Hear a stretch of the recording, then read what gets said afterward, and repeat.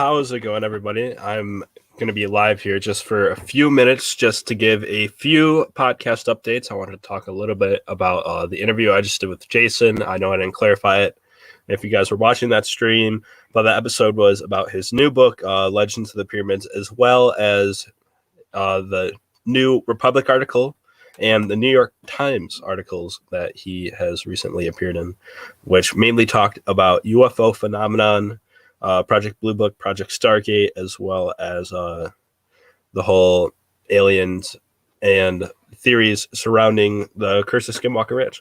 So sorry, I didn't end up clarifying that during the interview. I thought it was in the description, but if it wasn't, that was my bad. Sorry about that. But I also want to mention a few of the interviews that we are planning for this month. And I think I did a video a little bit or a few days back when I was sick. And I want to actually do a live to explain that. But we have a few interviews coming up. I have one with the author Gwen Strauss and her book, The Nine, which is all about World War II and a band of 9 women who survived the worst of Nazi Germany as resistance fighters.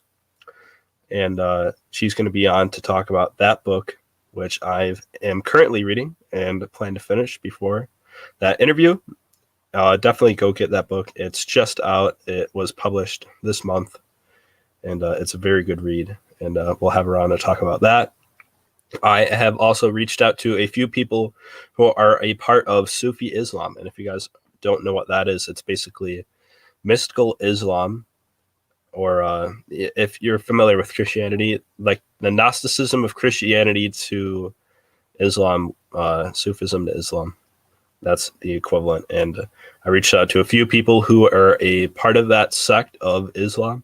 And they're going to be on to talk about the history of it, what it is, how they got involved in it. And it should be pretty interesting. It's definitely a historical mystery.